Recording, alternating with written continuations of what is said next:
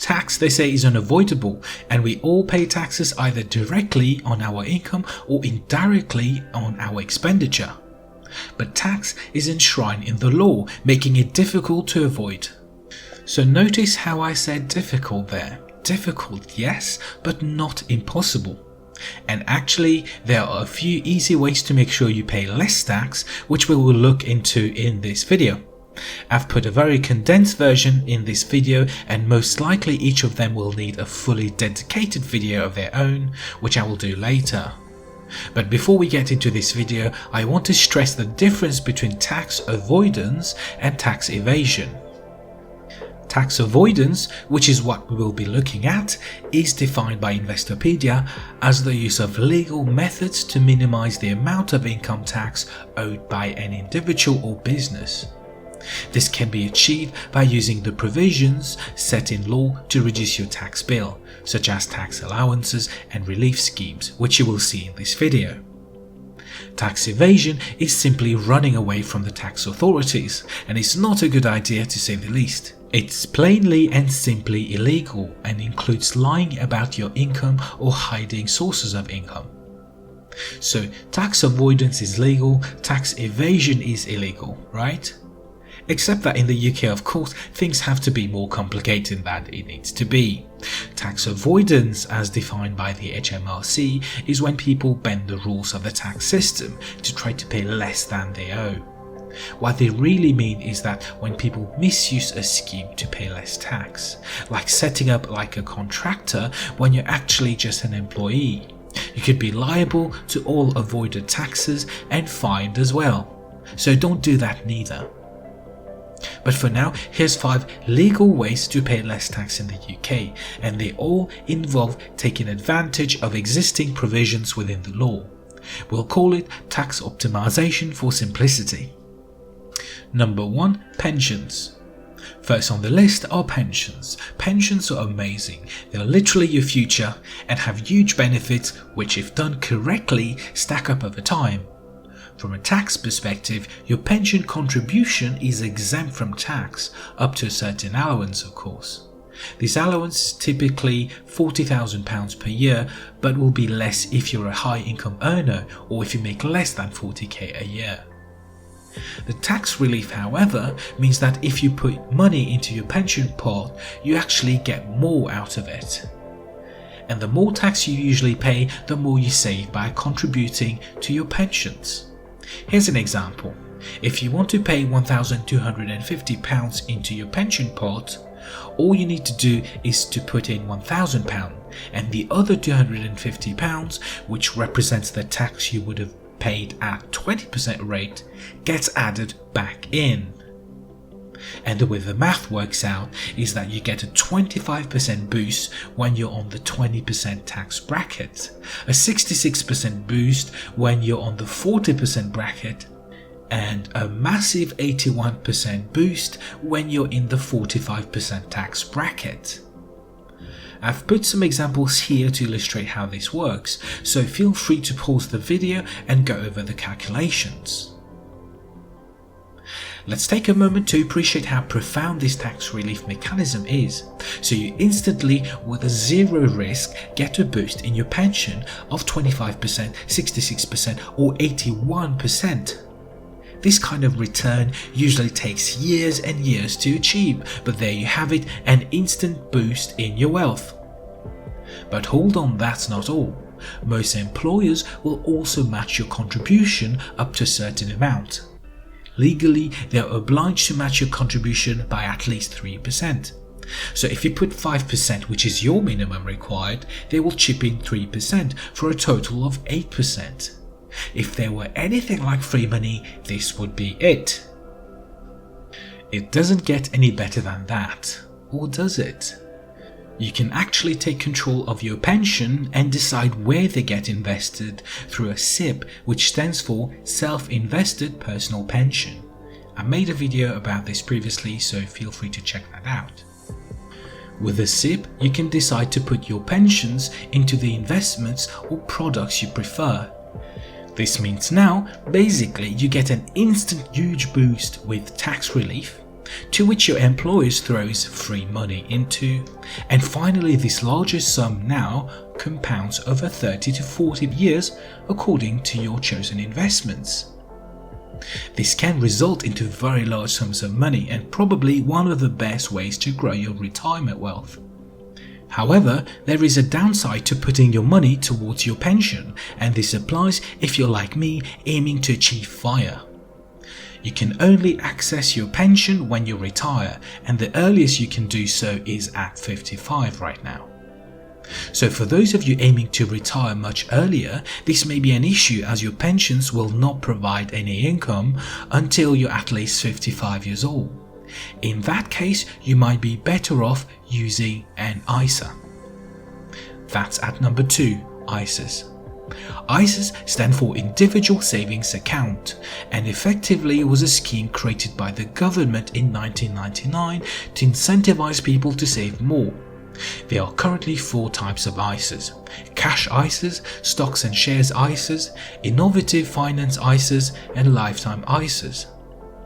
The amount of money you can put towards your ISA is limited to the annual limit, which for this year is £20,000. And actually it was the same last year too, so no increases there, I'm afraid. The money you put towards your ISAs as well as any gains they generate are not taxed at all.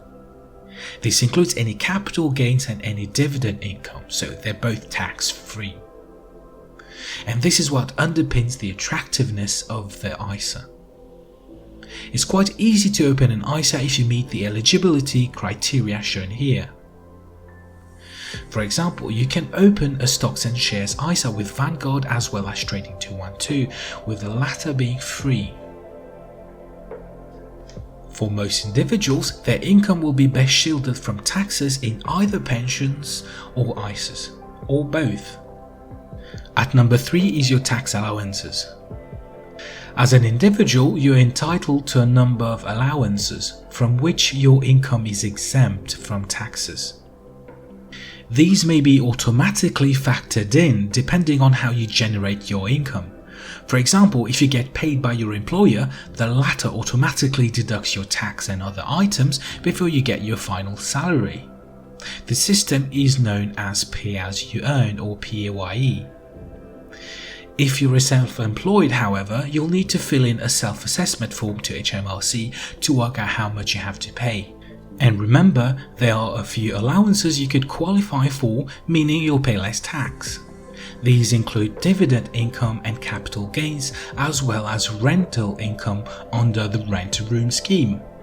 These allowances mean you can offset your relevant incomes against them. For the financial year 2021-2022, the allowances are capital gains tax at £12,300, dividend gains at £2,000, rent-to-room scheme at £7,500. There are also other reliefs which are less known, such as working from home tax relief. I made a video for that specifically, so do check the link in the description. At number 4 is using the right business structure. So this one is not necessarily applicable to everyone. Depending on how you generate your income, you could set up in such a way that you're able to deduct some expenses. These expenses could include part of your rent and bills if you work from home, for example. Besides expenses, there are also other tax benefits. If you're self-employed, your income will be taxed as per the income bands and corresponding rates. If you own a company, however, you will be able to withdraw profits as dividends, and this approach is more tax efficient because your rate on dividends is usually lower than what you'd pay for your wages. And there are many other smart things you could do with a company, and it's best discussed with an accountant, of course. The other reason you may also want to consult with an accountant when setting up a business structure is so that the HMRC does not think you're running a tax avoidance scheme as mentioned previously. One very popular way in which people can avoid tax is a scheme where an employee sets up as a contractor with an employer, with both of them benefiting from reduced tax and national insurance bills. This is commonly known as personal services company, and the HMRC has now clamped down on it by imposing restrictions and further criteria to qualify. Again, for these reasons, it's best to use the advice of a professional in these situations, but the potential benefits could be substantial and extend to other aspects besides tax, such as liability. So of course, one of the benefits of a company is also the limited liability side of things. So if something were to go wrong, your personal assets would not be liable. Last on this list at number 5 is venture capital schemes. This one is not strictly a tax reduction, but rather an investment scheme that is very tax efficient. If you're a high income earner, you'll easily max out on the usual allowances, and this means you'll need to turn to other tax efficient methods. One of them is venture capital schemes. In essence, this scheme allows you to invest in risky early stage companies in an effort to help them get the right capital to grow. And the government has incentivized people to do so through a tax relief on their investments, such as Enterprise Investment Scheme, Seed Enterprise Investment Scheme, Social Investment Tax Relief, and Venture Capital Trust. These in turn allow you to claim tax relief on your investments. The tax relief means that if the company goes bankrupt, you would actually have lost much less than your initial investment because part of that money would have gone to taxes anyway. Crowdcube is an investment website which offers access to this investment scheme, and they've nicely explained the benefits. They've shown how you can effectively use the tax system to reduce your losses when you invest in these early stage companies. They've worked out the examples to show you how by investing in the Seed Enterprise Investment Scheme you can generate substantial returns and actually minimize your capital at risk.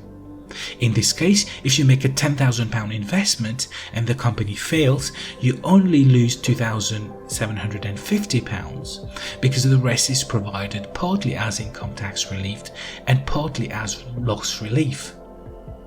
On the other hand, you can make incredible returns if the company does well, so definitely something to look into. And there you have it, 5 ways to reduce your tax bill.